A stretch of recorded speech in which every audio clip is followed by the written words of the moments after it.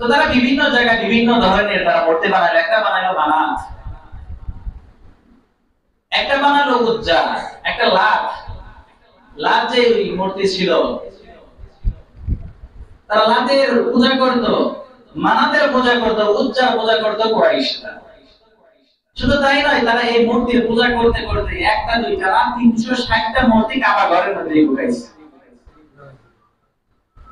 তাহলে চিন্তা করেন, যেই কাবা শরীফ আল্লাহ তাআলার ঘর, পবিত্র স্থান, সেখানে একটা দুইটা না 360টা মূর্তি বানায়া এই ঘরকে ভরে ফেলছে। তারা এই মূর্তির ইবাদত করা শুরু করেছে।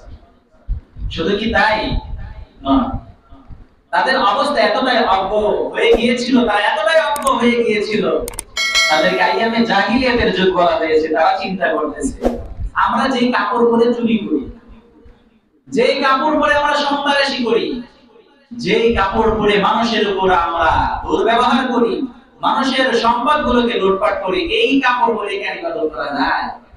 একটা কাজ করো, কাপড় সব খুলে রাখে এরপরে উলঙ্গ হয়ে এই কাবা ঘরকে তোমরা ভ্রমণ করো।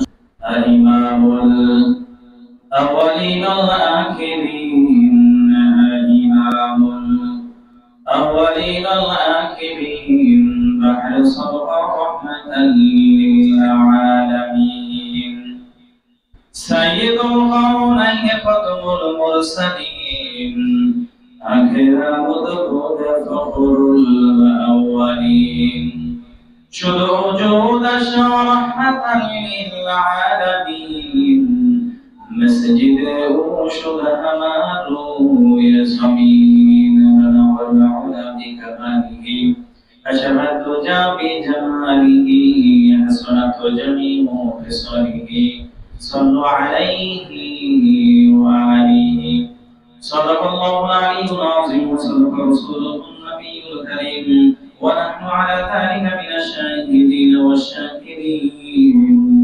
ওয়ালহামদুলিল্লাহি রাব্বিল আলামিন। কালের চক্র ঘুরে প্রতি বছরের ন্যায় আমাদের সামনে একটি মাস উপনীত হয়েছে। মাসের নাম হলো রবিউল আউয়াল।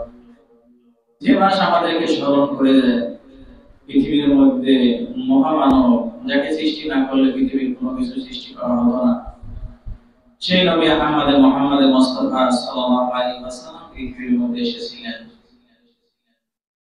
তার সিরাত কত সুন্দর ছিল। আল্লাহ তাআলা তাকে পাঠিয়েছিলেন পৃথিবীর মধ্যে। কেন পাঠিয়েছিলেন? সারা পৃথিবীর জন্য রহমত স্বরূপ আল্লাহ তাআলা তাকে পাঠিয়েছিলেন। বলেন সুবহানাল্লাহ।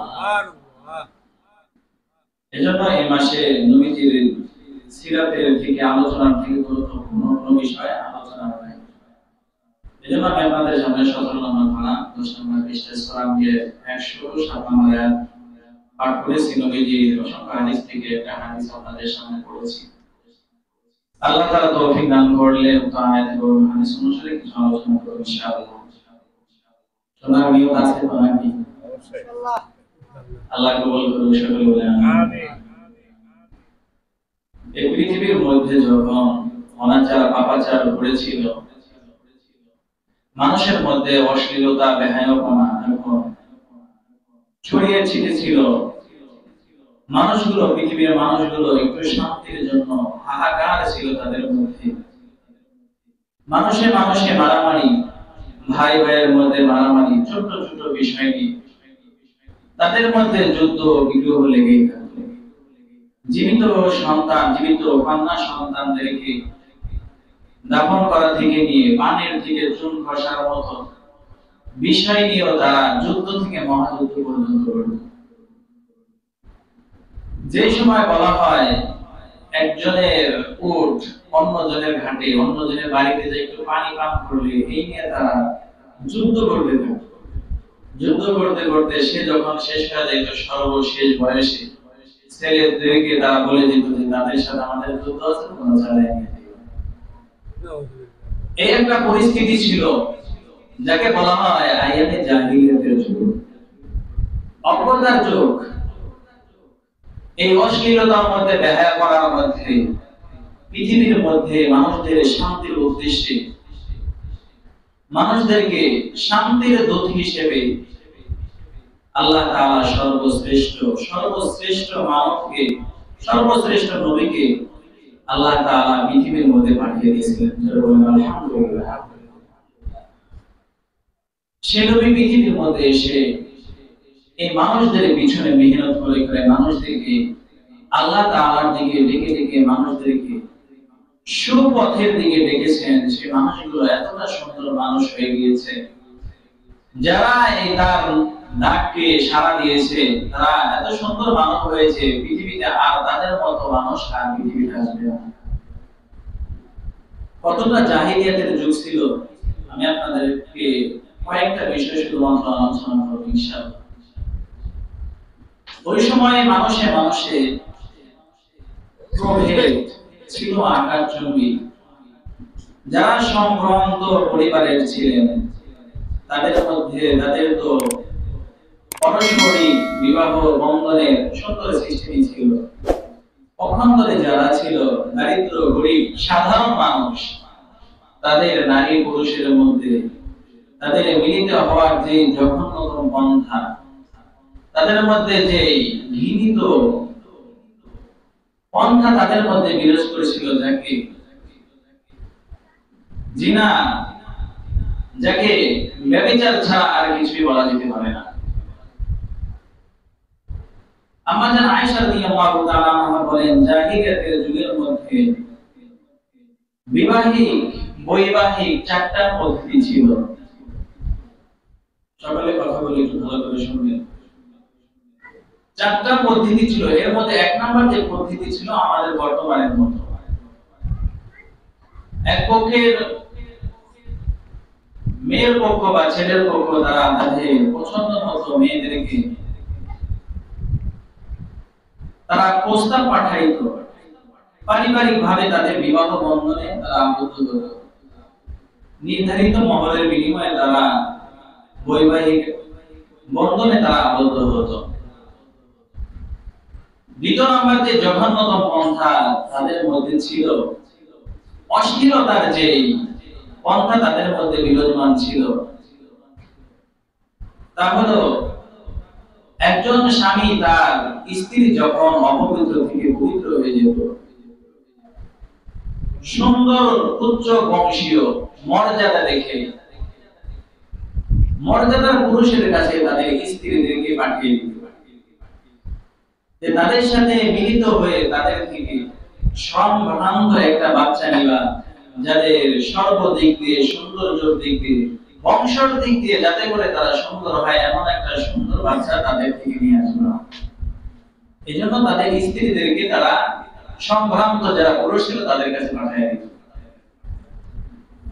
এর মাধ্যমে যখন তারা গর্ভবতী হয়ে যেত, গর্ভবতী নিশ্চিত হওয়ার আগ পর্যন্ত স্বামী তার সাথে মিলিত হতো না, যখন নিশ্চিত হতো তখন তাদের সাথে মিলিত হতো। এর মাধ্যমে তারা সম্ভ্রান্ত পরিবারে সম্মানের পরিবারের সম্মানিত পরিবারের সন্তানের তারা মালিক হয়ে যেত। দ্বিতীয় যে পদ্ধতি ছিল সেটা আরো জঘন্যতম ছিল। অশ্লীলতা বেহায়াপনা চরম পর্যায়ে তারা পৌঁছেছিল। 10 জন এমনকি কমও হতে পারে, 8 থেকে 10 জনে মিলে একটা পুরুষ তারা গ্রুপ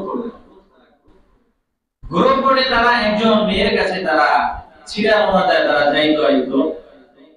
একবারে যখন ওই মহিলা গর্ভবতী হয়ে যেত, তাদের বাপকে এটা তো জানা না।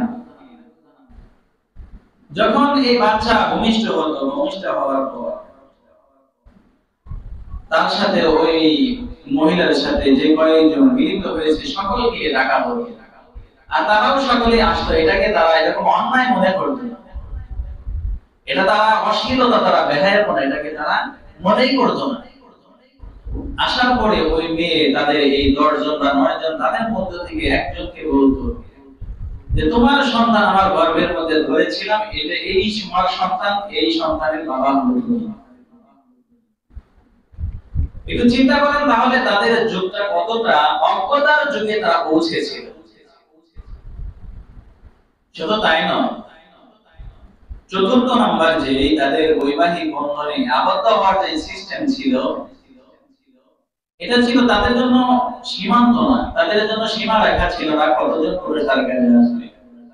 এক কথায় বলা হয় পতিতানার মতো। তাদের কাছে যে আসতো, যেই তাদের কাছে আসতে চাইতো তাদেরকে অনুমতি দিত। শুধু তাই নয়, তাদের বাড়ির সামনে তারা প্রতীক হিসেবে ব্যবহার করত। তাদের বাড়ির সামনে, গেটের সামনে চিহ্ন দিয়ে দিত। এটা দেখে তারা বলতে পারতো এদের কাছে গেলে মানা হবে না। তো যখন তাদের কতজন তার সাথে মিলিত হয়েছে সেটা জানা নাই, কিন্তু এভাবে যখন গর্ভবতী হয়ে যেত তাদের সকলকে ডেকে এনে, যারা মানুষের রূপ দেখে, মানুষের দেহ পতঙ্গ দেখে পিতার সাথে ছেলে বা মেয়ের, তাদের সন্তানের আকৃতি যারা মিলিয়ে দিতে পারতো তাদেরকে ডেকে এনে তাদের মাধ্যমে এটা চিহ্নিত করা হতো এই সন্তানের কে তার বাবা। তাহলে একটু চিন্তা করেন তাদের মধ্যে কতটা জঘন্যতম অশ্লীলতা তাদের মধ্যে পৌঁছেছিল। শুধু তাই নয়, এই আরব সমাজের মধ্যে তৎকালীন সময়ে মেয়ে সন্তানকে যখন জন্মগ্রহণ করতো, এই মেয়ে সন্তানকে তারা খুবই লজ্জা মনে করতো। তারা মেয়ে সন্তানদেরকে জীবিত তারা দাফন দিয়ে দিত। এর কারণ হলো দুইটা। এক নাম্বার, তারা মনে করতো মেয়েরা হলো এটা আল্লাহর কন্যা। কি বলেন? মেয়েরা আল্লাহর কন্যা, আল্লাহর সন্তান, এটা ভুলক্রমে আমাদের কাছে এসেছে। এই জন্য তারা জীবিত তাদেরকে দাফন দিয়ে তারা আল্লাহর কাছে এই সন্তানকে পাঠিয়ে দিত। দ্বিতীয় নাম্বার যেই কারণ, তারা মেয়ে যদি জন্মগ্রহণ করে তাহলে এই মেয়ের ভরণ পোষণ করতে হবে। মেয়েকে লালন পালন করতে যায় দারিদ্র হওয়ার ভয় করত।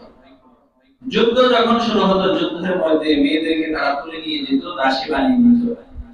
এই ভয়ের কারণে এমনকি মেয়েকে যখন বিবাহ দিবে, এই মেয়ের জামাইয়ের কাছ থেকে অপমানজনক যাতে করে কোনো কথা না শুনতে হয়, এই জন্য তারা এই দুইটা কারণে তারা মেয়েদেরকে জীবিত দাফন দিয়ে দিত। তাহলে আপনি একটু চিন্তা করেন আয়াতে জাহিলিয়া অজ্ঞতার যুগ কতটা নিকৃষ্ট ছিল, তাদের যুগটা কেমন ছিল। এই অবস্থার মধ্যে, এই জাহিলিয়াতের যুগের মধ্যে আল্লাহ তাআলা মানুষের শান্তির জন্য, মানুষের শান্তির দূত, শ্রেষ্ঠ রাসূল, শ্রেষ্ঠ মানব মুহাম্মদুর রাসূলুল্লাহ সাল্লাল্লাহু আলাইহি ওয়াসাল্লামকে পৃথিবীর মধ্যে আল্লাহ তাআলা পাঠিয়ে দিয়েছিলেন। সুবহানাল্লাহ। নবীজির একজন সাহাবী, তিনি নবীজির সামনে এসে কান্না করেন। নবীজি জিজ্ঞাসা করলেন যে তোমার কান্না করার কারণ কি? তুমি মাথাকে কেন নিচের দিকে দিয়ে রাখো? মাথাকে নিচের দিকে দিয়ে সে কান্না করে। নবীজি সাল্লাল্লাহু আলাইহি ওয়াসাল্লাম জিজ্ঞাসা করলেন ওই সাহাবীকে, কেন তুমি এভাবে কান্না করো? সাহাবী বলল, ইয়া রাসূলুল্লাহ, ইয়া হাবিবাল্লাহ, আমি জাহিলিয়াতের যুগের মধ্যে যে সমস্ত গুনাহ করেছি, জাহিলিয়াতের যুগের মধ্যে যে সমস্ত গুনাহ করেছি, ওই সমস্ত গুনাহকে কি আল্লাহ তাআলা maaf করবে? আল্লাহ তাআলা কি ওই সমস্ত গুনাহকে maaf করবে কিনা, আমি এই কষ্টে আমি কান্না করি। নবীজি সাল্লাল্লাহু আলাইহি ওয়াসাল্লাম বললেন, কি গুনাহ করেছো বলো? এবার সাহাবী বলেন, ও আল্লাহর রাসূল, আমার জাহিলিয়াতের যুগের মধ্যে আমার কতগুলো কন্যা সন্তানকে আমি দাফন করে ফেলেছি। আমার অনেক সন্তানকে আমি দাফন করে ফেলেছি, জীবিত তাদেরকে দাফন দিয়েছি। শুধু তাই নয়, আমার একটা বাচ্চা হলো কন্যা সন্তান, খুবই সুন্দর। আমার স্ত্রী আমাকে বললো, একে মেরে ফেলো না, দাফন দিও না। আমার সন্তানকে আমি লালন পালন করতে করতে যখন বড় হয়ে গেল, এবার আমার ওই মেয়ের বিবাহের প্রস্তাব আসতেছিল। এবারে চিন্তা করলাম, মেয়েকে কি দাফন দিব, মেয়েকে কি বিয়ে দিব, না নিজের কাছে রেখে দিব। আমি নিজে নিজে চিন্তা করতেছিলাম, কি করব, তাকে কি বিয়ে দিয়ে দিব নাকি নিজের কাছে রেখে দিব, আমি তার ভরণ পোষণ করব। সাহাবী বলেন এমন অবস্থায় আমি ওই বাচ্চার মাকে বললাম, মেয়েকে সাজায় দাও, মেয়েকে বেড়াইতে নিয়ে যাব, মেয়েকে বেড়ানোর জন্য নিয়ে যাব, মেয়েকে নতুন কাপড় পরায় দাও, সাজায় দাও। মেয়ের মা ওই সন্তানকে সাজায় দিল, আমার কাছ থেকে প্রতিজ্ঞা নিল, অঙ্গীকার নিল, তুমি কিন্তু আমার মেয়েকে মারতে পারবে না।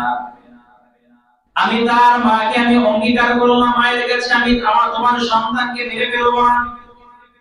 আমার ওই মেয়েকে আমি সমুদ্রের পার দিয়ে যাচ্ছিলাম, এমন অবস্থায় শয়তান আমার উপর প্রভাব বিস্তার করলো। আমি চিন্তা করলাম এই মেয়েকে আমি বেঁচে বাঁচিয়ে রাখবো না, নদীর মধ্যে ফেলে দিব। এমন অবস্থায় বারে বারে চিন্তা আসতেছিল, আবার চিন্তা করতেছিলাম না আমি তো অঙ্গীকার করে ফেলেছি। এক পর্যায়ে শয়তান আমার উপর যখন প্রভাব বিস্তার করেছে, আমি আমার ওই মেয়েকে পানির মধ্যে আমি ফেলে দিলাম। মেয়েটা আমাকে আব্বা জান করে চিৎকার করলো। কোন সেই মেয়ের আওয়াজ আজ পর্যন্ত আমার কানের মধ্যে ভাসে। আমি এত বড় গুনাহ করেছি, আল্লাহ তাআলা আমাকে মাফ করবে কিনা, আল্লাহ তাআলা আমাকে মাফ করবে কিনা। আমি চিন্তা করি এটা যে আমাকে আল্লাহ মাফ করবে কিনা, কেমন অবস্থা তাদের মধ্যে ছিল।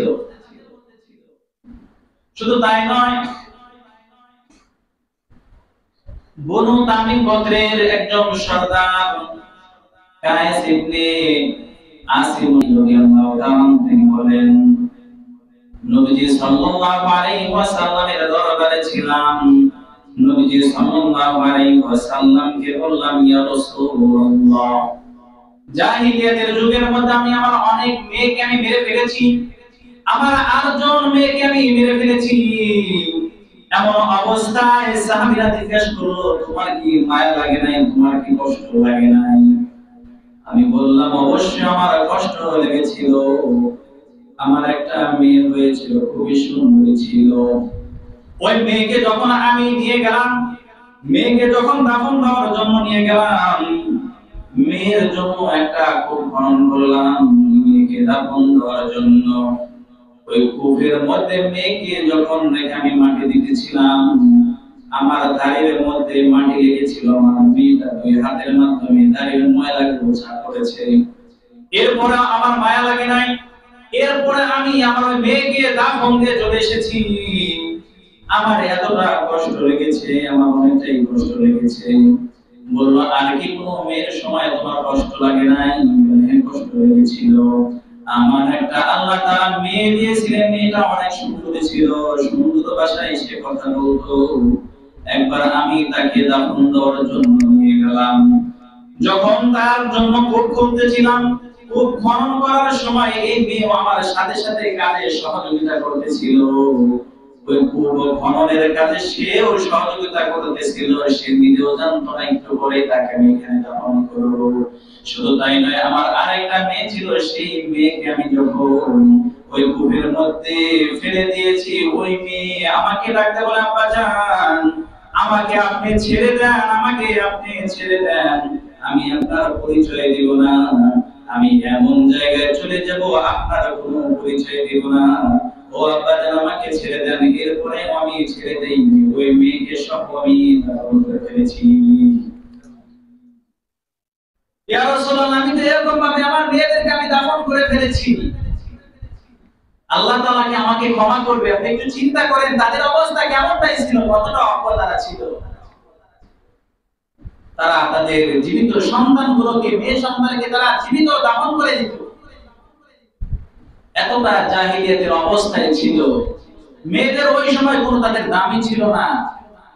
যারা বাদী ছিল, যারা দাসী ছিল, তাদের কোনো এরকম সম্মানই ছিল না। মনিবরা তাদের সাথে এমন কোনো পাপাচার নাই, সেটা করে নাই, তাদের উপরে জুলুম করেছে, অত্যাচার করেছে, তাদের বেঁচে থাকাটা ছিল খুবই কষ্টকর। অথচ সেই অবস্থার মধ্যে বিশ্বের শান্তির জন্য শান্তির মানব মুহাম্মদুর রাসূলুল্লাহ সাল্লাল্লাহু আলাইহি ওয়াসাল্লাম আসলেন, ঘোষণা করলেন আজ থেকে কোনো মেয়েকে মারা যাবে না। যে ব্যক্তি একটা কন্যা সন্তানের বাবা হবে, সে একটা জান্নাতের মালিক হয়ে যাবে। সুবহানাল্লাহ। শুধু তাই নয়, দুইটা কন্যা দুইটা জান্নাতের মালিক। তিনটা কন্যা সন্তান মেয়ে সন্তান হলে সে তিনটা জান্নাতের মালিক হয়ে যাবে, সে ব্যক্তি আমার সাথে জান্নাতের মধ্যে থাকবে। সুবহানাল্লাহ। ইসলাম মেয়েদেরকে কতটা পুরস্কৃত করেছেন, কতটা সম্মান দিয়েছেন, কিন্তু অত্যন্ত আফসোসের বিষয় হলো আজ আমাদের মা বোন এটা বোঝে না। তারা চিন্তা করে কিভাবে আমাদের সমান অধিকার আর কি লাভ করা যাবে, কিভাবে আমার সমান অধিকার আমার দরকার সেটাকে আমি কিভাবে নিতে পারবো সেই চিন্তা করে। অতএব ইসলাম যে আপনাদেরকে কতটা সম্মান দিয়েছে, ইসলাম আপনাদেরকে যেই পরিমাণ সম্মান দিয়েছে অন্য কোন ধর্মে মেয়েদেরকে এতটা সম্মান কখনোই দেয় না। আজ তারা দেখা যায় সম্মান, তারা এই সমান অধিকারে স্লোগানে তারা রাস্তাঘাটে গরম করে ফেলে, চিল্লাচিল্লি করে মিছিল করে সমান অধিকারে। আপনি একটু চিন্তা করেন, আপনাকে আল্লাহ তাআলা কখনো ঠকায় নাই, মনে করবেন আল্লাহ আপনাকে ঠকাইছে, কখনো ঠকায় না। আপনি যদি এটা ভালোভাবে চিন্তা করেন আপনি বুঝবেন যে আপনাকে আল্লাহ ঠকায় না। মেয়েদের সর্ব অবস্থায় লাভ, তাদের কোনো লস নাই। আপনি একটু দেখেন যে মেয়েটা সে সাফল্য হওয়া পর্যন্ত তার বাপের কাছ থেকে সবসময় তার প্রয়োজনীয় জিনিস নিয়ে থাকে, ঠিক না বলেন? যখন সে সাফল্য হয়ে যায়, যখন সে স্বামীর ঘরে চলে যায়, স্বামীর মহারানা টাকা তাকে দিয়ে তারপরে সে স্বামীর ঘরে নিতে হবে। যতদিন স্বামী বেঁচে থাকে তার ভরণ পোষণের দায়িত্ব স্বামীর উপরে থাকে। তার কোনো লস আছে বলেন? তার কোনো লস নাই, তার কোনো খরচই নাই। স্বামী মারা যায়, এরপরে শুধু সন্তান থাকে, ছেলে থাকে, এই ছেলে তার ভরণ পোষণ মৃত্যু পর্যন্ত দিতেই থাকে। কিন্তু অন্যদিকে আপনি দেখেন একজন যে ছেলে যে যখন সাফল্য হয়ে যায়, কামাই যখন রোজগার করে, সে বিবাহ শাদী করতে গেলে স্ত্রীকে দিতে হয়। তার ছেলে মেয়ে হলে তার ছেলে মেয়ের পিছনে খরচ করতে হয়, বৃদ্ধ বাবা মা তাদের পিছনে খরচ করতে হয়। এরপরে এই মাসে মাসে বছরে বছরে বোন আসলে বোন জামাই ভাগনা ভাগ্নি তারা আসলে তাদেরকেও দিতে হয়, শ্বশুর বাড়িতেও দিতে হয়। তার শুধু খরচ আর খরচ, প্রত্যেক দিক দিয়ে তার শুধু খরচ। আর মেয়েদের কোনো খরচ নাই, সব দিক দিয়ে তাদের খালি লাভ লাভ লাভ। আর আল্লাহ তাআলা এখানে একটু বিধান দিয়ে দিয়েছে, মেয়েরা পাবে এক ভাগ আর মেয়ের ডাবল পাবে ছেলে। তাতে তাদের সমস্যা এক যে সমান অধিকার করে নাই আল্লাহ, আল্লাহ আমাদের উপর জুলুম করে দিয়েছে। আল্লাহ তাআলা কখনো কারো উপর জুলুম করে না, আপনাদের সর্বাধিক দিয়ে না, আপনাদের লসের কোনো সম্ভাবনা নাই।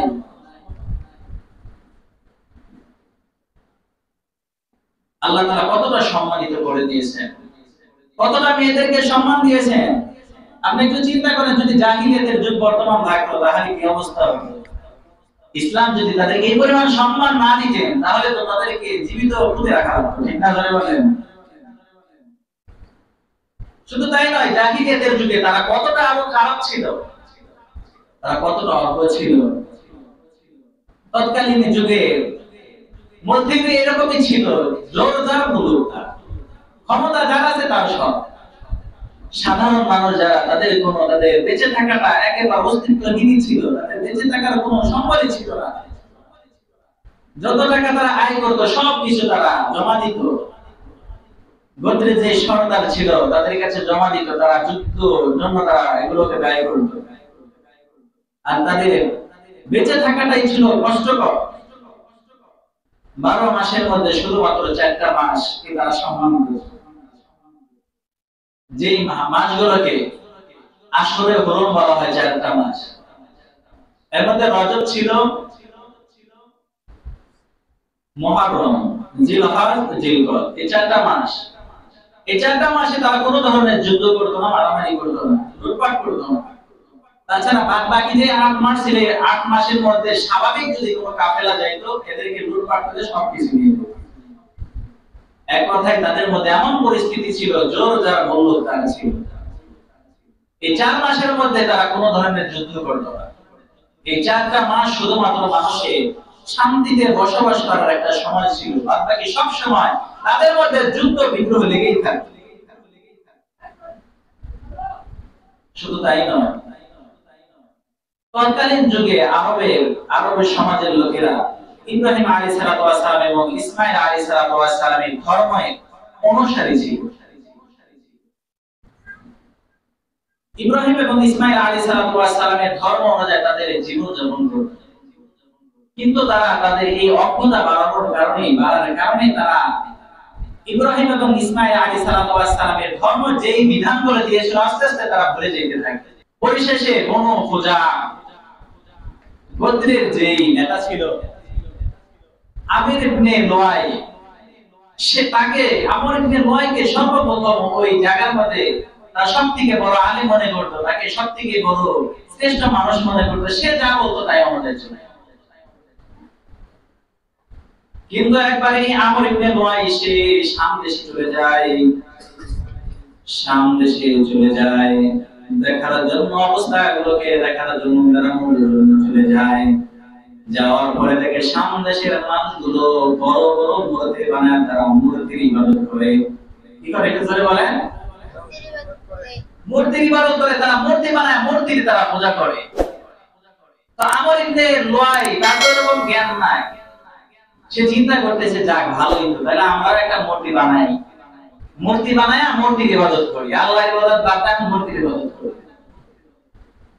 আমর ইবনে লুয়াই শাম দেশ থেকে হুবল নামের একটা মূর্তিকে সে ক্রয় করে নিয়ে আসে, আর ক্রয় করে নিয়ে আসে আনার পরে বাইতুল্লাহ শরীফ যে আছে কাবা শরীফ ঘরের মধ্যে রেখে দেয়, আর সমস্ত আরবের লোকদেরকে বলে যে তোমরা এখন এই মূর্তির ইবাদত করা শুরু করে দাও, এই মূর্তির ইবাদত করো। যেহেতু সে ছিল তৎকালীন আলেম, সবথেকে বড় আলেম, সবাই মিলে এই মূর্তির ইবাদত করা শুরু করছে। কাবা শরীফের মধ্যে একটা মূর্তি রাখলো, হুবল নামক মূর্তি। এই মূর্তিটা ছিল হাত ভাঙা। পরবর্তীতে তারা স্বর্ণের মাধ্যমে এই মূর্তির হাত বানায়। আস্তে আস্তে তারা মূর্তির ইবাদত করে, মূর্তির ইবাদত করা শুরু করে দিয়েছে। এখন বিভিন্ন গোত্রের মানুষ চিন্তা করে এত দূরে দূরে যা কেন ইবাদত করবো, মূর্তির ঘরের মধ্যে একটা বানায় নিয়েই তো হয়। এখন কেউ যায় কাবা শরীফে ইবাদত করবো, মূর্তির ঘরের মধ্যে একটা করে বানায় নিয়েই তো হয়। তো তারা বিভিন্ন জায়গায় বিভিন্ন ধরনের তারা মূর্তি বানালো। একটা বানালো বানাত, একটা বানালো উজ্জা, একটা লাত। লাত যে মূর্তি ছিল, তারা লাতের পূজা করত, মানাতের পূজা করত, উজ্জার পূজা করত কুরাইশরা। শুধু তাই নয়, তারা এই মূর্তির পূজা করতে করতে একটা দুইটা না 360টা মূর্তি কাবা ঘরের মধ্যে ঢুকাইছে। তাহলে চিন্তা করেন, যেই কাবা শরীফ আল্লাহ তাআলার ঘর, পবিত্র স্থান, সেখানে একটা দুইটা না 360টা মূর্তি বানায়া এই ঘরকে ভরে ফেলছে। তারা এই মূর্তির ইবাদত করা শুরু করছে। শুধু কি তাই নয়, তাদের অবস্থা এতটাই অজ্ঞ হয়ে গিয়েছিল, তারা এতটাই অজ্ঞ হয়ে গিয়েছিল, তাদেরকে আইয়ামে জাহিলিয়াতের যুগ বলা হয়েছে। তারা চিন্তা করতেছে আমরা যেই কাপড় পরে চুরি করি, যেই কাপড় পরে আমরা সন্ত্রাসী করি, যেই কাপড় পরে মানুষের উপর আমরা দুর্ব্যবহার করি, মানুষের সম্পদগুলোকে লুটপাট করি, এই কাপড় পরে কেন ইবাদত করা যায়? একটা কাজ করো, কাপড় সব খুলে রাখে এরপরে উলম বয়া এই কাবা ঘরকে তোমরা ভবন করা শুরু করে দাও। নাউযুবিল্লাহ বলবেন না? এটাকে তারা ইবাদত মনে করত। কতটা তারা অজ্ঞতায় পৌঁছে, তার এর থেকে বড় বড় তারা যখন এরকম অজ্ঞতায় পৌঁছে গিয়েছিল, এই অবস্থায় মানুষের শান্তির জন্য, মানুষের শান্তির লক্ষ্যে আল্লাহ তাআলা পৃথিবীর মধ্যে শ্রেষ্ঠ নবী, শ্রেষ্ঠ মানব মুহাম্মদুর রাসূলুল্লাহ সাল্লাল্লাহু আলাইহি সাল্লামকে পৃথিবীর মধ্যে পাঠিয়ে দিয়েছেন। সুবহানাল্লাহ। কত সম্মানী নবী আল্লাহ তাআলা পাঠিয়ে দিয়েছিলেন, কতটা সম্মানী নবীর উম্মত আমাদেরকে বানিয়ে দিয়েছেন। পৃথিবীর মধ্যে আল্লাহ তাআলা যতগুলো নবীকে আল্লাহ তাআলা প্রেরণ করেছেন, সমস্ত নবীদেরকে আল্লাহ তাআলা এই শেষ নবী মুহাম্মদুর রাসূলুল্লাহ সাল্লাল্লাহু আলাইহি ওয়াসাল্লামের সুসংবাদ দিয়েছেন। সুবহানাল্লাহ।